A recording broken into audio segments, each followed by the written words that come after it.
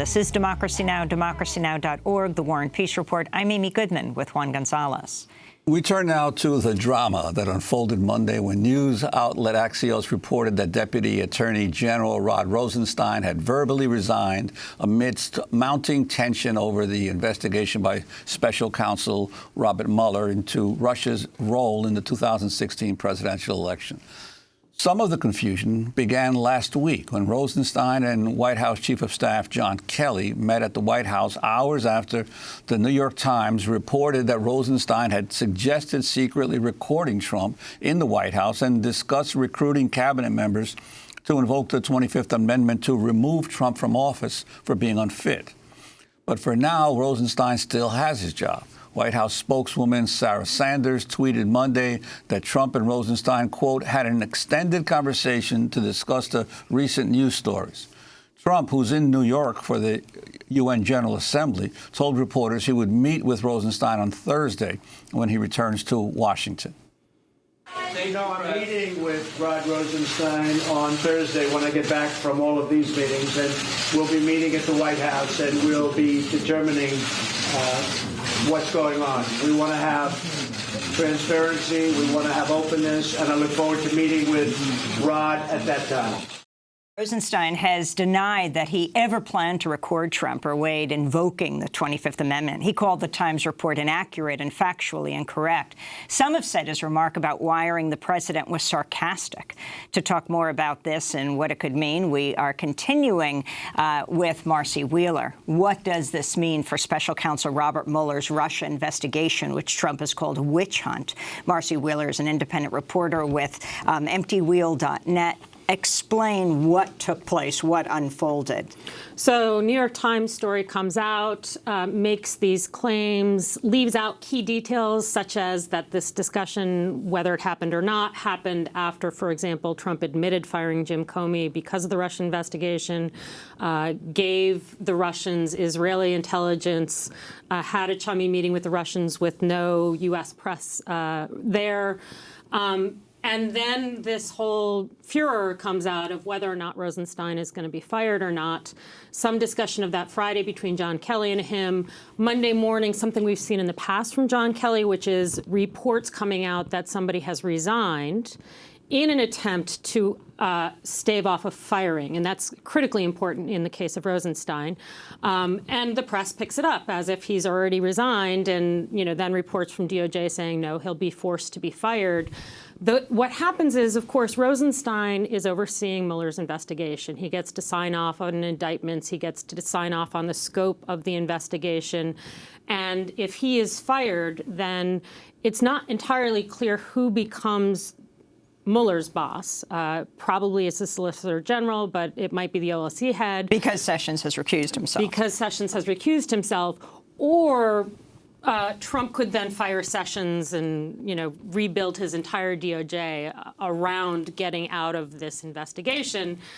Who knows? We don't know what's going to happen. But the key point is, if Rosenstein resigns, Trump has more flexibility about who oversees Mueller. If he is fired, then if he resigns, he can hold. He can put in someone for 8 months without them being approved by Congress. But if he's fired, then you go to the line of succession. So then you have the very conservative Solicitor General, who's not a big fan of special counsel investigations, but who does believe that under certain circumstances the president can be criminally investigated. But then there are questions as to whether the Solicitor General would have to recuse himself. Why? Because he worked for the Trump campaign, Jones Day. So there's a conflict with Trump's one-time defense attorney and with the Solicitor General's pastime. So then it would go to the OLC head.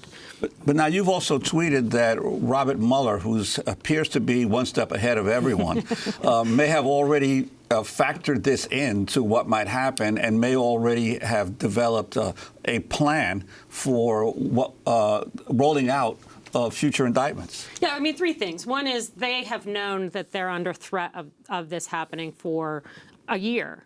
And therefore, it's clear they are thinking about succession patterns.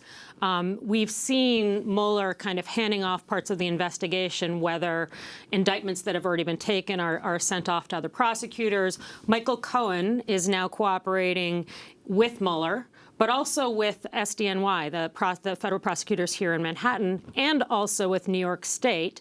And all of those are investigations that would target Trump, and only the Mueller investigation would be affected directly by a Rosenstein firing. And then the question you got to ask is, if you could decide who would make better use of a 3-day warning that Rosenstein was going to get fired, would your money go on Trump or would it go on Robert Mueller? I mean, he's got 3 days to put into place plans of what's going to happen if Rosenstein is fired on Thursday. I think that once Mueller got Paul Manafort's testimony locked in, which happened about 10 days ago, I think to some degree it was too late for Trump to really completely undermine this investigation. And do you think he did that because he was afraid something like this could happen? Well, I think the timing of that was largely dictated by Manafort's second trial coming up. And by whatever else the prosecutors showed him about what was coming down the pike on the conspiracy case in chief. But regardless, back in January, Trump was telling people, I'm safe because Paul Manafort is not going to flip on me. Paul Manafort has now flipped on him. And so it may be too late for Trump to, short of shutting down the entire DOJ, it may be too late for Trump to completely avoid, if not him, then people like Don Jr. and Roger Stone being in serious trouble. If Rod Rosenstein leaves the DOJ, the person who would likely supervise Special Counsel Robert Mueller is the Solicitor General Noel Francisco, a Republican lawyer who once worked with Ted Cruz on the legal team supporting President George W. Bush during the 2000 Florida recount. Francisco's old law firm, as you said, Jones Day, now representing Trump. He's been described as a Trump loyalist, a skeptic of the FBI. In 2016, he co-authored an op-ed in the Wall Street Journal shortly before the election that accused the FBI of using a double standard for dealing with Democrats and Republicans, saying it was conducting, quote, ambush interviews, immunizing only witnesses who can help deliver convictions, and investigating and charging all potential crimes.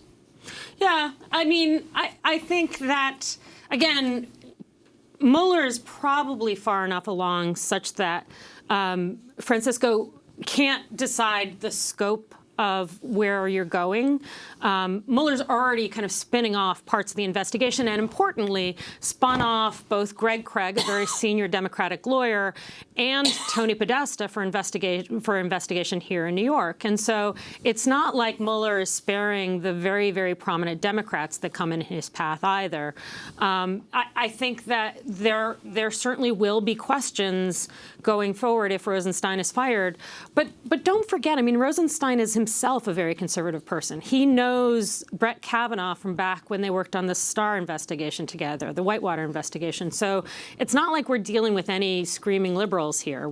These are all conservative people, and I think, all will do things to prevent a runaway investigation. But I'm not clear that they're going to overturn a very well substantiated prosecution, and that seems to be what Mueller is running. And what about the person who was supposedly a top law enforcement person in the land, Jeff Sessions, in terms of what he would do in the eventuality of a Rosenstein leaving or being fired? Because he has said in the past that he would guess that he could not stay on if that happened with Rosenstein.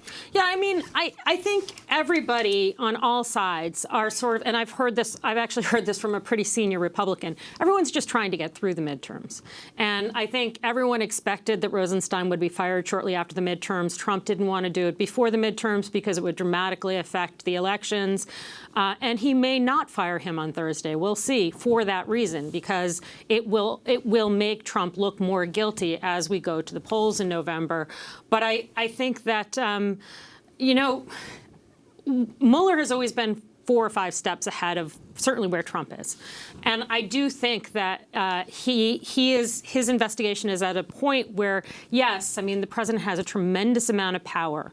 So yes, he could find a way to shut that investigation down. But the steps he would have to take at this point to do so are going to be such that, particularly if he takes them before the election, there's going to be some significant political repercussions, aside from everything else that's going on. When you started by saying, that report in the New York Times, which you're referring to Friday night, about Rod Rosenstein that has led to all of this, but you just said that report in the Times. I thought you were talking about that report, not actually in the New York Times, but the New Yorker on Sunday night. And the reason is, and that, of course, had to do with Kavanaugh, you have the second person accusing Kavanaugh of sexual assault.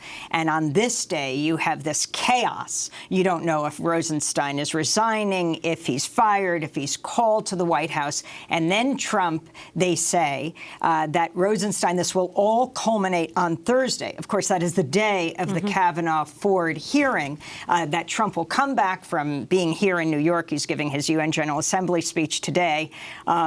And he will come back Thursday and have this meeting with Rosenstein. And it has succeeded in at least dividing the news on all of the networks. It would have been 24 hours a day on Kavanaugh, which he couldn't stand. And now Avenatti says another woman is going to come forward. And now you've got this Rosenstein thing, which may not lead to something on Thursday. Right. And I mean, that's Trump's only way of managing things that he can't control is creating this press chaos, right?